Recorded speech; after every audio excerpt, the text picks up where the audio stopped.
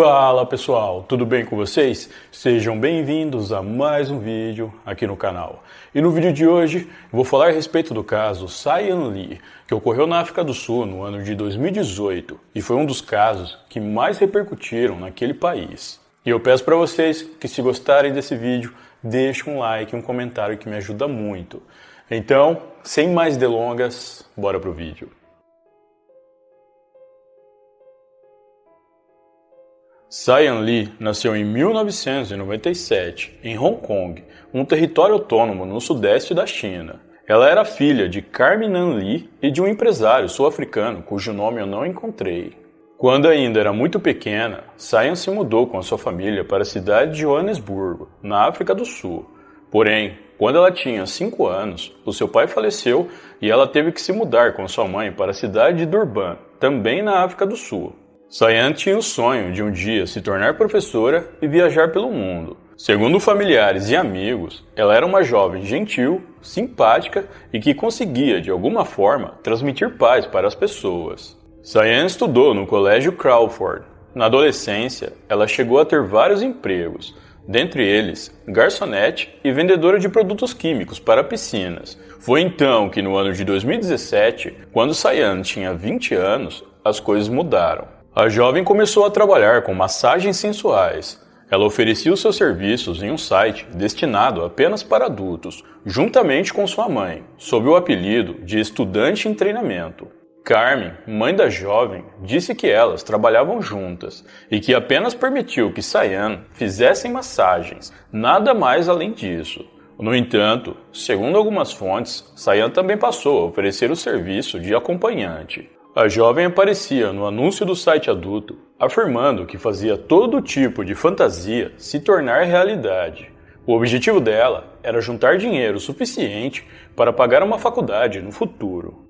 Um dos clientes que Cyan atendeu foi um homem chamado Philani Tully. O homem era empresário e tinha 28 anos na época dos fatos. Certo dia, ele contratou os serviços da jovem e a buscou de carro, uma Mercedes preta, na porta de sua casa.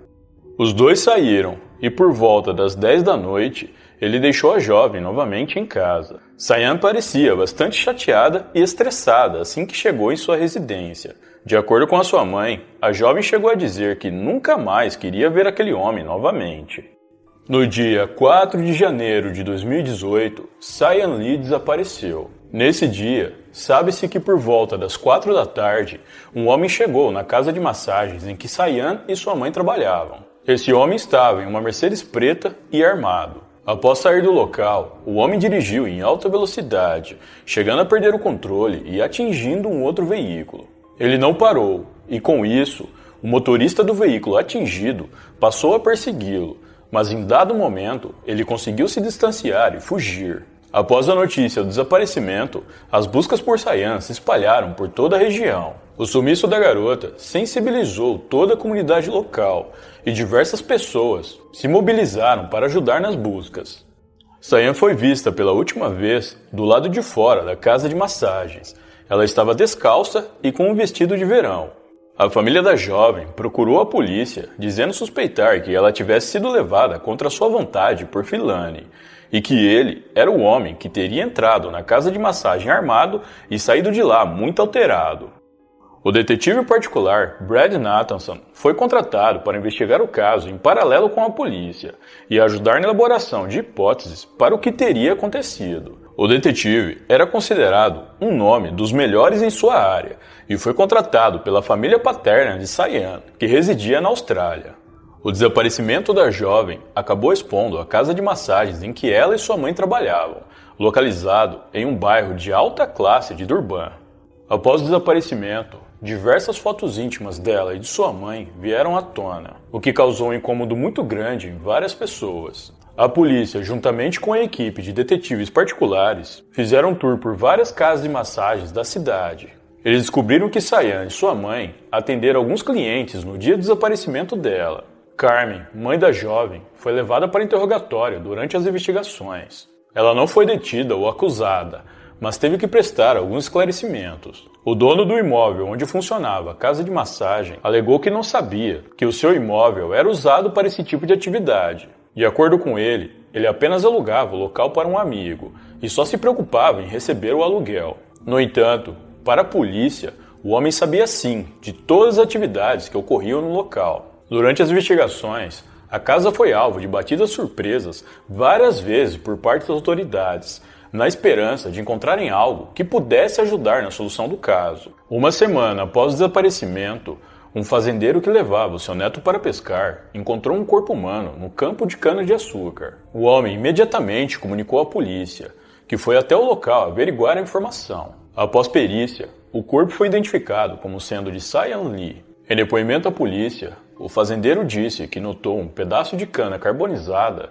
em uma estrada isolada e que isso chamou a sua atenção. Ele disse que já tinha servido ao exército e visto algumas coisas terríveis, mas o que ele viu naquele dia realmente o chocou.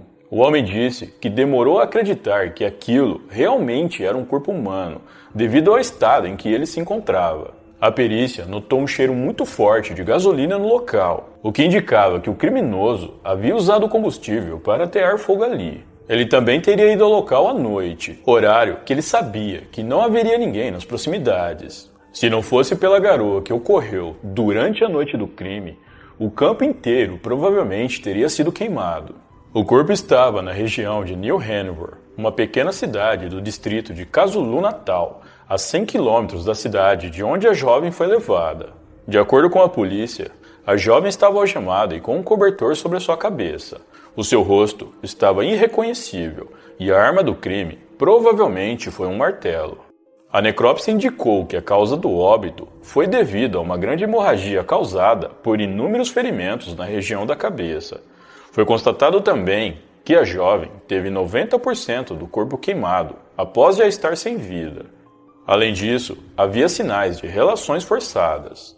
Os familiares confirmaram, através de pertences encontrados no local, que realmente se tratava de Cyan Lee, mas mesmo assim, as autoridades preferiram realizar um exame de DNA para ter 100% de certeza. Posteriormente, o resultado desse exame comprovou que, de fato, o corpo encontrado pertencia a Cyan Lee.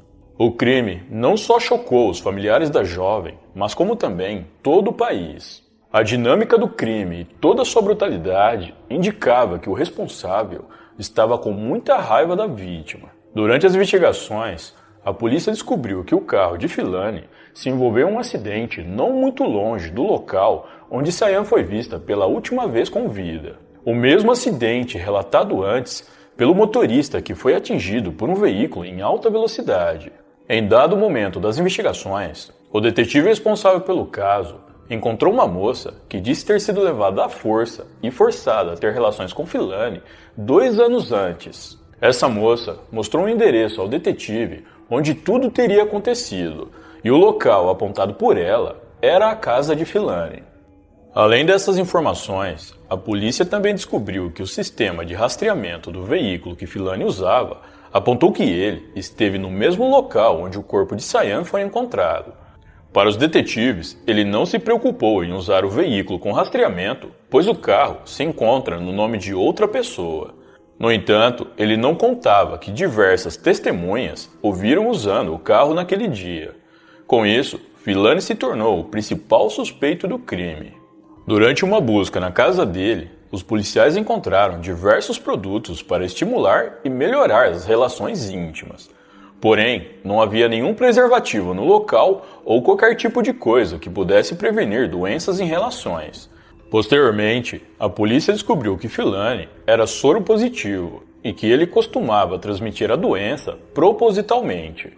Foi descoberto também que o homem costumava atrair mulheres com propostas de emprego para depois forçar relações com elas. Além disso, já haviam inúmeras denúncias de estelionato contra ele, de pessoas que afirmaram que ele as convenceu a investir dinheiro em empresas que não existiam.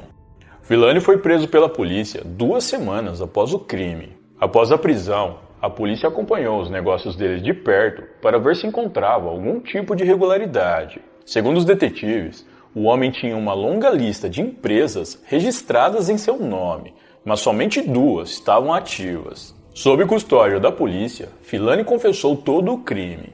Em sua confissão, ele disse ter conhecido Cyan alguns meses atrás, quando emprestou para ela 50 mil rands, cerca de 14 mil reais. Segundo ele, a jovem disse que era para um projeto pessoal dela e prometeu pagar de volta, mas acabou não pagando. No dia do crime, ele disse que tinha perdido a paciência com Cyan e foi até o trabalho dela com algemas e uma arma para exigir o seu dinheiro. A jovem teria dito a ele que não tinha o dinheiro e que não teria como pagá-lo, o que o deixou ainda mais irritado. A partir daí, ele disse ter tido a ideia de levar a garota à força, para depois pedir algum resgate para os seus familiares. Enquanto esteve com Cyan sob o seu domínio, Filani forçou relações com ela várias vezes. A jovem teria dito que, não importasse o que acontecesse, quando ela fosse libertada, iria direto à polícia. Com isso, Filani decidiu tirar a vida dela. Inicialmente, ele tentou usar as próprias mãos, mas não teve sucesso. Ele então desistiu desse método e foi até a garagem onde pegou o martelo. Depois, ele a cobriu com um cobertor e usou o martelo para terminar o que havia começado. Após ter se dado conta do que fez, Filani disse que entrou em pânico e foi até um posto de combustíveis na cidade para comprar cerca de 25 litros de gasolina. Ele ficou no local por alguns minutos e, apesar das câmeras de segurança estarem desligadas no momento, um atendente do estabelecimento o reconheceu posteriormente. Esse mesmo atendente disse que já conhecia Filani como um cliente regular do local. Depois disso, Filani seguiu com o corpo da jovem até uma região chamada Cato Ridge, com a intenção de se livrar dele, mas haviam muitas pessoas por perto, o que o fez desistir da ideia. Ele então seguiu para New Hanover, onde colocou o corpo em um canavial e depois ateou fogo. O detetive responsável pelo caso disse que o primeiro policial a chegar na cena do crime ligou para ele chorando, ao passo que ele também começou a chorar. Ele disse que não conheceu a jovem em vida, mas que nunca se importou tanto com um caso como se importou com esse. Segundo ele, após receber a triste notícia, se ajoelhou e pediu a Deus para que o ajudasse a encontrar o responsável. Durante toda a sua confissão, Filani não demonstrou nenhum pingo de emoção. O homem descreveu friamente todos os detalhes do que havia feito com a jovem e em nenhum momento perdeu a calma. Eu não encontrei informações se Filani realmente chegou a emprestar dinheiro para Cyan, mas ao que tudo indica, isso pareceu uma invenção dele na tentativa de justificar os seus atos. Pouco tempo depois, o advogado de defesa de Filani entrou com um processo para que o seu cliente pudesse responder pelos crimes em liberdade. Segundo ele, a prisão do seu cliente foi irregular, já que além dos policiais que o prenderam, havia também uma equipe de detetives particulares contratados pela família da vítima, e eles não poderiam ter participado da prisão. A justiça acatou esse argumento, e com isso, Filani foi libertado sob fiança para aguardar em liberdade até a data do seu julgamento. Em maio de 2019, o acusado compareceu a uma audiência pré-julgamento, com uma aparência debilitada. De acordo com fontes, o homem estava bem diferente e teve que sair com a ajuda de muletas do tribunal. Foi então que, em junho de 2019, Filani Tully faleceu devido a um câncer de pele aos 30 anos. Assim que a notícia do falecimento dele foi divulgada pela mídia, uma grande parte da população começou a especular que isso poderia ser uma manobra do acusado para escapar da justiça. A promotoria iniciou uma investigação para confirmar se Filani havia realmente falecido. Eles solicitaram junto à funerária que estava com o corpo do acusado as digitais dele para comparar com as que tinham no banco de dados da polícia. Além disso, um oficial do tribunal fez uma inspeção visual no corpo para confirmar se realmente era o acusado. Tanto a comparação da digital quanto a inspeção visual do corpo confirmaram que de fato se tratava de Filani Tully. Em declaração, a promotora estadual responsável pelo caso disse que essa virada do destino de Filani era triste, pois de certo modo ele havia escapado da justiça do estado. A família de Cyan estava com a mesma sensação, mas disseram que agora o criminoso não poderia machucar mais ninguém. Vocês lembram daquela moça que disse aos detetives que também tinha sido levada por Filani até a casa dele e que ajudou a polícia com algumas informações? O nome dela era Jessica Vyers, e em novembro de 2020, o corpo dela foi encontrado em um campo esportivo com ferimentos nas mãos e na garganta. Jéssica foi vista pela última vez saindo do seu apartamento por volta das 5:30 da tarde do dia 1º de novembro. Antes de sair, ela disse à família que iria visitar um amigo, mas nunca voltou para casa. Jéssica tinha 23 anos e não se sabe se o que aconteceu com ela tem relação com o crime de Cyan Lee, já que até hoje o caso da Jéssica não foi solucionado. A mãe de Cyan, após o crime, se mudou de sua casa em Durban e atualmente mora na cidade de Placertown.